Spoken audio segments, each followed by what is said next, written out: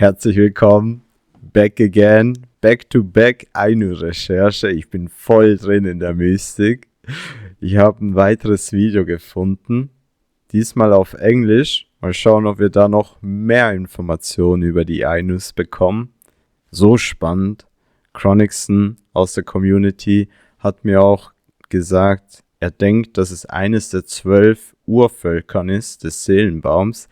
Deshalb rein ins Unbekannte, fade it in, let's go.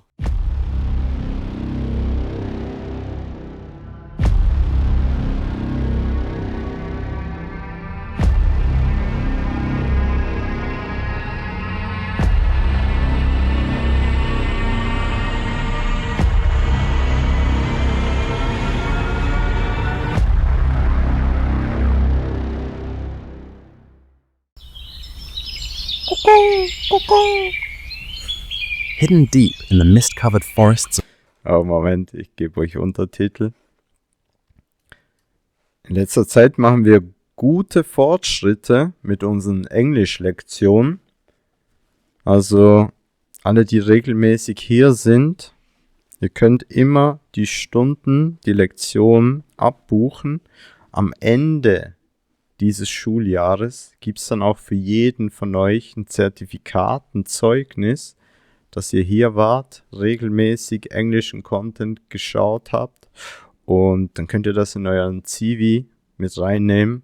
Ihr könnt sagen, hey, ich bin ein aktiver Viewer von Fade Ape, schaue da regelmäßig englischen Content, also ich beherrsche praktisch Englisch B1, verstehen sehr gut, sprechen ausbaubedürftig, ne?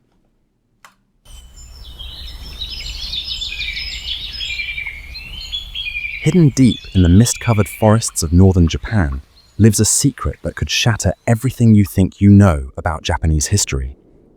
For over 150 years, the Japanese government tried to erase an entire people from existence. They burned their sacred objects, silenced their ancient language, and forced their children to forget who they were.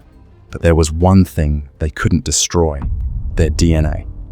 What if I told you that the blood flowing through the veins of Japan's forgotten people holds the key to understanding who really lived in Japan first? What if everything you thought you knew about Japanese origins was built on a carefully constructed lie? The indigenous Ainu people carry genetic secrets in their cells that sound like science fiction. Their DNA contains specialized genes that helped them survive brutal Arctic winters, immune system variants that protected them from diseases that would kill other populations. Boah, jetzt sind wir drin in der Mystik. And genetic adaptations that let them thrive on a diet of raw fish and marine life. But here's where it gets really wild. Their genetic markers link them not just to ancient Japan, but to indigenous tribes across the Pacific Ocean in North America. Their blood carries memories of Ice Age migrations that crossed continents, of a Japan that existed before rice farming, before samurai, before the very idea of Japan was even born. Their DNA tells a story so explosive that a government spent over a century trying to bury it. Today, we're going to uncover that story. We're going to meet the ghosts of ancient Japan and discover how their blood reveals one of the most shocking cover-ups in modern history. This is the story of the Ainu people, Japan's first inhabitants whose genetic legacy threatens to rewrite the history books forever. Imagine walking through an ancient forest where every tree, every stream, every bear has a soul, where spirits dance in the northern lights and the wind carries the voices of ancestors who lived here for 15,000 years. This was the world of the Ainu people. Also die Leute haben Aura. Schaut euch die Dudes mal an.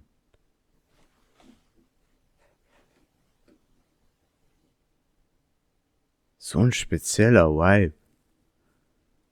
So eine Mischung zwischen Che Guevara und Bamba Club, Rastafari, Bob Marley, wild.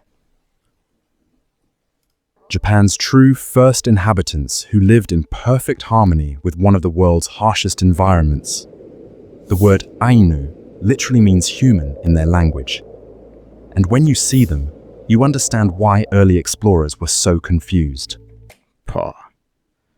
Und in Afrika gibt es auch ein Sprichwort, oder nicht ein Sprichwort, aber es gibt eine Bevölkerung, die Bantu, eine Kultur, das ist auch eine sehr alte Kultur. Und Bantu, das Wort, das stammt auch ab von, also das wurde, wie sagt man? Ach, egal, ihr checkt schon, was ich meine. Bantu hieß zuvor nur Antu und Antu entstand aus Anu, Anu der Entität, der Gottheit von damals und Anu kam aus Nu, Nu dem Ursprung des Seins. Und ich weiß nicht, ob ich das selber erfunden habe und ob ich das irgendwo aufgeschnappt habe, dass es den Spruch gibt, Nu Anu Bantu. Für mich heißt das, wir sind Bantu. Und Nu quasi das Sein, der Ursprung, Anu das Höhere und Bantu das Körperliche. Also verbindet für mich Körper, Geist und Seele. Nu Anu Bantu. Vielleicht habe ich das auch gerade selber erfunden. Falls nicht, lass es mich wissen. Gebt mir mehr Informationen in den Kommentaren. Ansonsten nehmen wir diese Philosophie mit auf als eine weitere Fantasie des Fate Apes. Unlike other people in Asia, the Ainu had deep-set eyes, thick, wavy hair, and full beards that could rival any Viking warrior. The men were incredibly hairy by Asian standards, and the women traditionally wore intricate tattoos around their mouths and hands, sacred markings they believed would guide them safely to the afterlife. If you're sitting there thinking, how did I never learn about this in school? You're not alone. Hit subscribe to join thousands of people who are discovering the hidden histories that textbooks don't want you to know. For thousands of years, they thrived as hunter-gatherers in a land where most people would simply freeze to death. While the rest of Asia was developing agriculture, the Ainu perfected something far more challenging. They became masters of the subarctic wilderness. Their entire worldview centered around something called kamoi, the belief that every living thing, and even some objects, possessed a sacred spirit. The mighty brown bears roaming their forests weren't just animals to hunt. They were divine messengers from the spirit world. And rivers weren't just water sources. They were the lifeblood of the earth itself. But here's what makes this story absolutely incredible. When European explorers first encountered the Ainu in the 1800s, they couldn't believe their eyes. These people looked so different from anyone else in Asia that some researchers thought they had discovered a lost European tribe somehow stranded in the heart of Japan. Their physical features were so unique that for decades, scientists debated whether they were even related to other Asian populations at all. Little did those early explorers know, they had stumbled upon something far more extraordinary than a lost European tribe. They had found the living, breathing descendants of Japan's original inhabitants. People whose DNA would one day unlock secrets about human migration that no one could have imagined. Ja, Chronixon. Also ich habe schon im ersten Teil von der Dokumentation Sibirien nach Japan, als ich die das erste Mal gesehen habe, gesagt, Alter, das kann nicht sein. Das sind keine Japaner, das sind keine Russen. Das sind 100%ig Nachfahren von Lemuria, welche anstelle nach Nordamerika Richtung Osten gegangen sind und dann dort sich auf den Inseln niedergelassen haben. Die geben mir so Lemuria, antike, atlantische Vibes, das glaubst du, also doch, du glaubst es, du verstehst es, aber vom Moment 1 an, ich sag, Bruder, wir haben uns gefunden. Jetzt lass zusammen tanzen und speisen am Feuer mit der Kamui des Feuers. For decades, scientists wondered, who were these mysterious people Where did they come from? How did they end up looking so different from everyone else in Asia? Here's the thing. The Ainu aren't just another ethnic minority.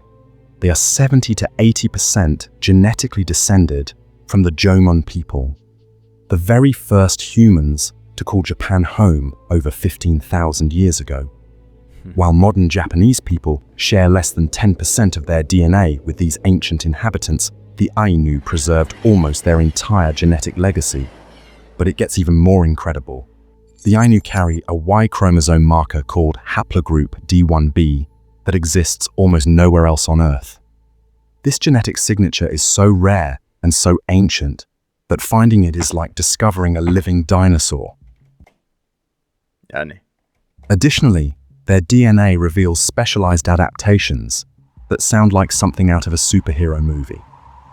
They carry genes that help them survive in extreme cold, immune system variants that protect them from Arctic diseases, and metabolic adaptations that let them thrive on a diet of raw fish and marine mammals. Around 2,300 years ago, new people began migrating from mainland Asia, bringing with them rice farming, metal tools, and a completely different way of life.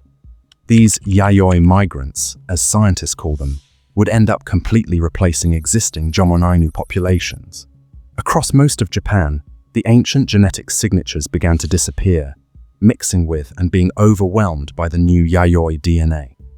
But as these rice farmers spread across Japan's main islands, they found the southern and central regions perfect for their agricultural lifestyle. Mag verrückt erscheinen, aber Ainu gibt's schon seit dem Zeitalter der Dinosaurier. Ja, also ich glaube auch, dass sie sehr alt ist, die Ainu-Kultur.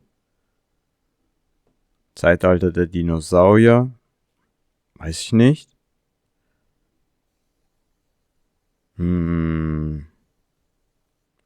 Welche Quelle ist das? Vertrau mir, Bruder? Oder Kanui? Kanui vertrauen? Kainu? Ich muss das Wort besser integrieren. Moment, goldenes Notizbuch. Kanui. Kanui? Ich habe schon so oft gesagt. Kamui. Kamui. Kamui vertrauen. In der Astral- und Ätherwelt. Also Kamui vertrauen. The warm, fertile valleys were ideal for growing rice. But the further north they went, the harder it became. The cold, mountainous terrain of northern Honshu and especially Hokkaido was completely unsuited for their way of life. So something incredible happened. While the rest of Japan underwent massive genetic transformation, the Ainu became trapped in a genetic time capsule. Pushed ever northward into lands that the rice farmers couldn't use, they found themselves isolated on Hokkaido, Japan's wild, frozen frontier. This isolation, which might have seemed like a curse, actually became their salvation. While their southern relatives mixed with the Yayoi migrants and eventually became the ancestors of modern Japanese people, the Ainu remained genetically pure. They became the guardians of Japan's original genetic heritage, preserving DNA that was vanishing everywhere else. For over 2,000 years, this arrangement worked. The Ainu continued. Denkt ihr vielleicht deshalb ist Sushi in Japan so ein Ding? Roher Fisch? Das kommt eigentlich von den Ainus, weil ihr DNA ist perfekt darauf ausgelegt, nur vom rohen Fisch zu überleben. Miese Mystik. For over 2,000 years, this arrangement worked. The Ainu continued their ancient hunting and gathering lifestyle in the north, while the south developed agriculture, cities, and eventually complex civilizations. Two completely different worlds existed on the same archipelago, separated not just by distance, but by genetics, culture, and thousands of years of evolutionary divergence. But of course, this peaceful separation couldn't last forever. Eventually, the descendants of those Yayoi rice farmers would develop into something the Ainu had never encountered before, a unified, militarized state with the technology and ambition to conquer every corner of the Japanese archipelago. And when that moment came, the Ainu's 20,000-year genetic legacy would face its greatest threat yet. In 1868, the new Meiji government had a grand vision. One unified, modern nation that could stand toe-to-toe with the great powers of Europe and America. They would transform Japan from a collection of feudal territories into a sleek, efficient, modern state. But there was a problem. The Ainu didn't fit into this perfect picture. Here were people who looked different, spoke a completely different language, and lived a lifestyle that the Meiji leaders saw as embarrassingly primitive. Worse yet, they occupied Hokkaido, a massive island rich in resources that Japan desperately needed for its modernization plans. The government faced a choice: figure out how to integrate these inconvenient indigenous people or find a way to make them disappear. In 1899, the government passed something called the Hokkaido Former Aborigines Protection Act. The name sounds caring, almost protective, but this law was actually a blueprint for cultural erasure. First, they stole the land. Ancient hunting grounds that had sustained Ainu communities for 15,000 years were simply declared property of the Japanese state. These stolen lands were then given to Japanese settlers who flooded into Hokkaido by the thousands. But taking their land wasn't enough. The government wanted to erase their very identity. Ainu children were ripped from their families and forced into Japanese schools where they were beaten, literally beaten, for speaking their native language. Teachers would hit them with sticks every time an Ainu word escaped their lips.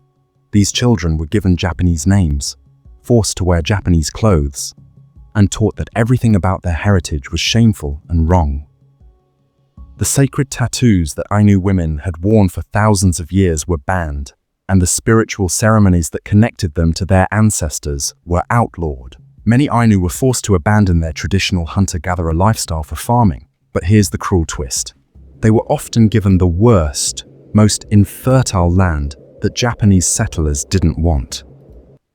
Das ist echt crazy, wie praktisch jedes Urvolk, jede alte Kultur von neuen Kulturen gleichermaßen unterdrückt wird und in die Vergessenheit gedrängt wird.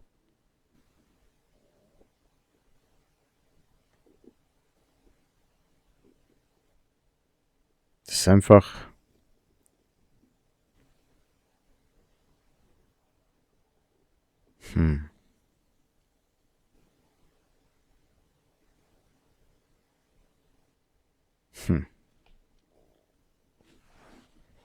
Land that couldn't grow rice, couldn't support livestock, couldn't sustain a family. The government even rewrote history itself. Japanese textbooks simply erased the Ainu from the story. Hokkaido was described as empty land that brave Japanese pioneers had settled and tamed. By the mid-20th century, Ainu culture was nearly extinct. The language was spoken by only a handful of elderly people. Traditional knowledge was disappearing as the elders died without being able to pass it on. Many Ainu themselves believed that their culture was doomed, that the best thing they could do was blend in and disappear. But here's what the Meiji government didn't understand.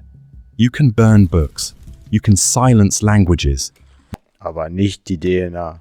You can steal land and outlaw ceremonies and beat children for speaking their mother tongue, but you cannot erase DNA. And deep in the cells of every Ainu person, the genetic truth of who they really were remained perfectly preserved, waiting for the day when science would finally be able to read their story. In 2021, a team of scientists published a study that sent shockwaves through Japan and changed everything we thought we knew about Japanese origins forever. Using the most advanced DNA sequencing technology ever created, researchers analyzed the genomes of over 3,200 people from across Japan, one of the largest and most comprehensive genetic studies of a non-European population ever conducted. They used whole genome sequencing, a technique that reveals every single one of the 3 billion DNA letters that make up a person's genetic code. The research revealed something absolutely stunning about Hokkaido itself. In central Hokkaido, a staggering 44% of people still carry Jomon-type genetic markers, the Ainu genetic signature. Even after 150 years of forced assimilation, even after generations. Was? Deutscher Typ? Moment. Nochmal. Hokkaido itself. In central Hokkaido, a staggering 44% of people still carry Jomon-type genetic markers, the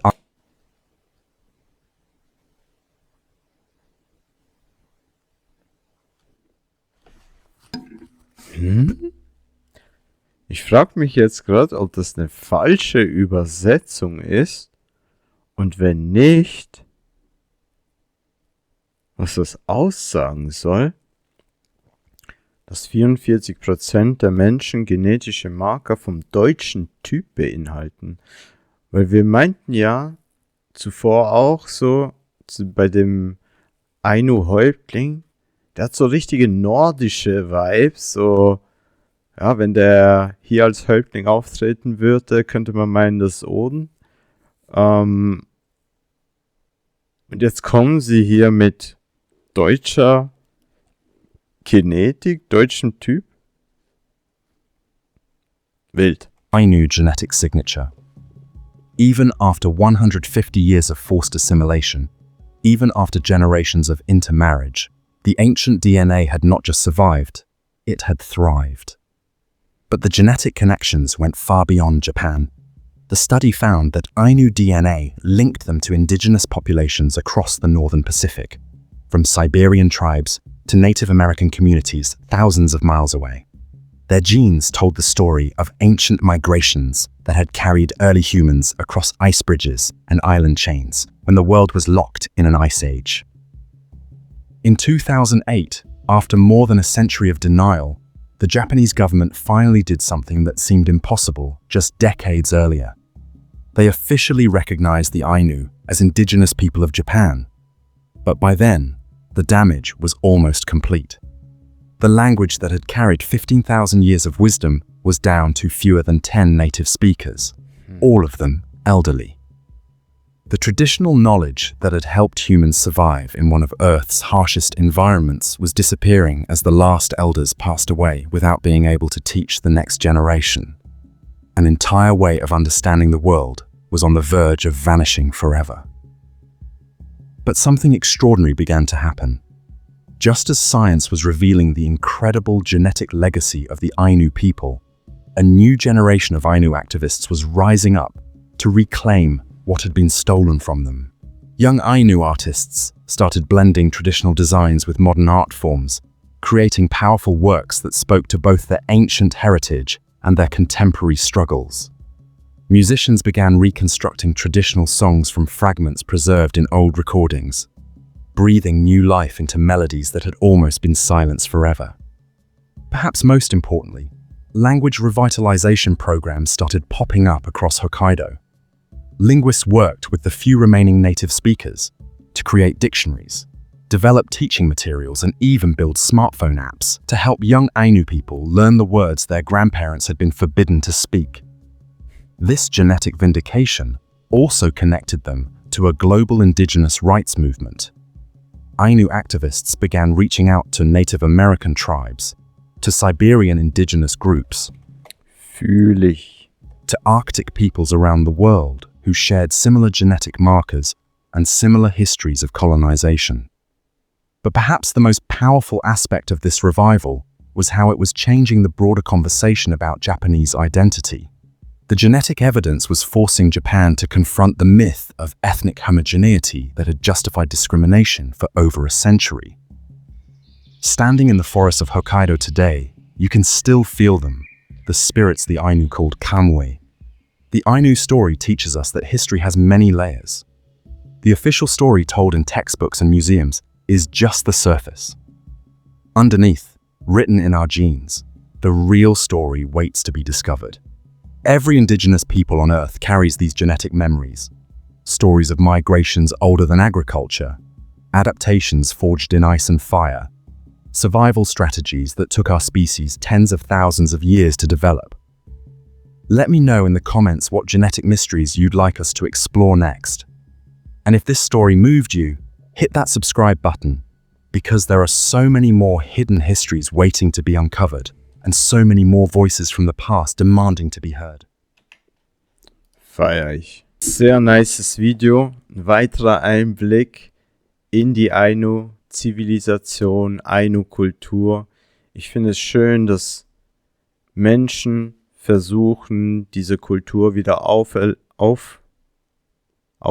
zu lassen, wieder zu reintegrieren. Also das, am Schluss hat er gesagt, es gab nur noch 10 Leute, die diese Sprache gesprochen haben. Das waren Ältere und die hatten teilweise gar nicht die Möglichkeit, das an die nächste Generation weiterzugeben. Und jetzt mittlerweile, sogar dank Technologie und unserem Fortschritt, konnte man vieles wieder herausfinden, lehrt es weiter an die neue Generation. Die Ainus verbinden sich mit den Ureinwohnern von Amerika und super spannend. Ist wirklich ein Thema, was ich ultimativ feiere. Wenn ich noch mehr dazu herausfinden werde, werde ich es gerne mit euch teilen. Ich danke euch fürs Zusehen. Lasst gerne ein Like da. Abonniert diesen Kanal, wenn ihr noch mehr aus dem Unbekannten lernen möchtet. Ich sage Dankeschön. Fade it out. Peace.